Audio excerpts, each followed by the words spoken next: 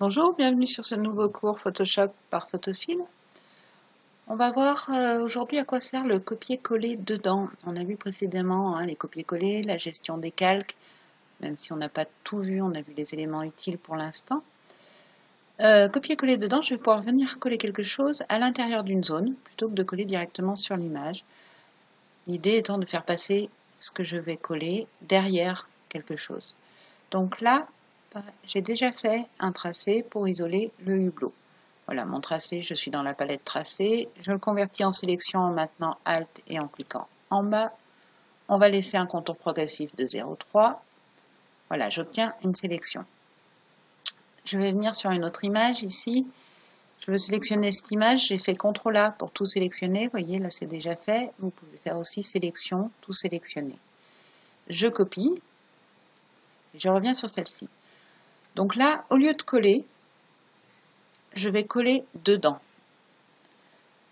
Pour coller dedans, dans cette version de Photoshop, c'est dans Édition, Collage spécial, coller dedans. Dans votre version à vous, ça peut être dans Édition, coller dedans directement. Cherchez dans le menu Édition, dans ce groupe-là, qui concerne tous les copier-coller, vous voyez, il est séparé par des petits traits pour indiquer que tous ces outils-là vont ensemble. Vous allez le trouver. Donc c'est coller dedans. Voilà. Ça va venir se mettre, vous voyez, uniquement à l'intérieur de la sélection. Si vous regardez dans la palette des calques, vous voyez qu'en fait, ce qui se passe, c'est qu'ici, il a créé un masque de fusion. Donc, on aurait pu le faire aussi de cette manière-là avec un masque de fusion. Ça revient exactement au même. La seule différence, vous l'avez peut-être remarqué, c'est que dans les précédents épisodes où on parlait du masque de fusion, il y avait ici une sorte de petit chaînon quand je crée un masque de fusion. Vous voyez, si je mets un nouveau calque, par exemple ici, et que je crée un masque de fusion, par défaut, il met ce petit chaînon. Là, la différence quand je fais un coller dedans, c'est qu'il ne met pas ce chaînon, que je peux rajouter manuellement, mais il ne le met pas parce que ça va me permettre, avec l'outil déplacement, de bouger uniquement le fond que j'ai amené. Ici, mon dégradé de ciel, vous voyez. Je vais pouvoir travailler sur ce dégradé de ciel sans toucher au masque.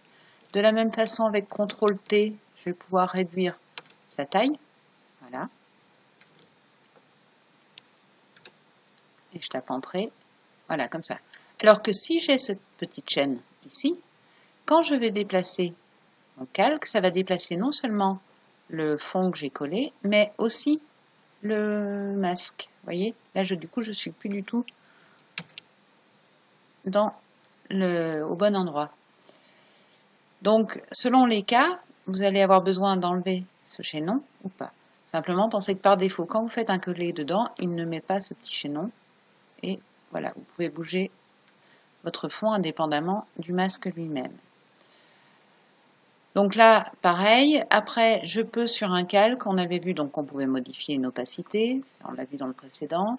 Voilà, là ça n'a pas beaucoup d'intérêt si ce n'est de colorer un petit peu le fond initial. Je peux appliquer un filtre, donc nous on avait vu le filtre de flou pour faire le reflet du flamant rose. Mais on a aussi la possibilité d'appliquer un style de calque, en particulier pour faire des ombres portées, par exemple. Donc pour ça, pareil, je suis sur mon calque 1.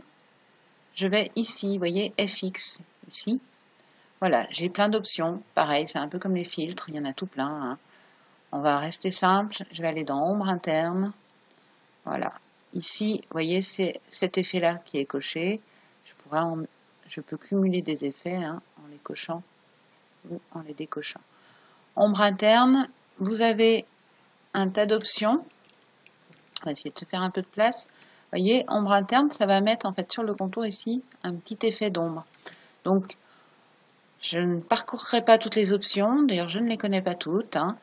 Vous avez essentiellement, on va jouer sur l'opacité pour gérer la transparence de l'ombre. Donc ça, c'est une option qu'on utilise souvent. L'angle va donner la direction de l'ombre, c'est-à-dire que là, moi, il est en bas à droite, en gros, de mon objet. Je pourrais le faire tourner de l'autre côté. Vous voyez, mon ombre se place maintenant ici. Donc ça, effectivement, c'est des options qu'on utilise souvent. La taille de l'ombre. Je ne sais pas si je vais exagérer un petit peu pour que vous voyez bien l'effet. Voilà. Là, mon ombre s'applique, vous voyez, sur une zone un peu plus large. Hein. et la distance éventuellement pour l'éloigner, en fait. Voilà, quelque chose comme ça. Quand je valide, voilà, là j'ai fait mon effet d'ombre. Ce qui m'intéresse, c'est que, vous voyez, sur mon calque ici, c'est rajouter une ligne en dessous, effet, ombre interne, qui me permet de savoir que j'ai appliqué un effet à ce calque. J'ai aussi la mention ici, FX, pour savoir qu'il y a eu un style de calque, ce qu'on appelle des styles de calque qui ont été appliqués. Un effet sur un calque, je peux toujours revenir dessus en le supprimant.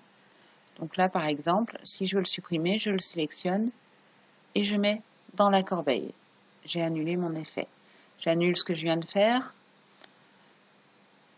Ici, je peux fermer, vous voyez, l'effet et je peux retourner dans l'effet pour en rajouter simplement en double-cliquant sur ombre interne.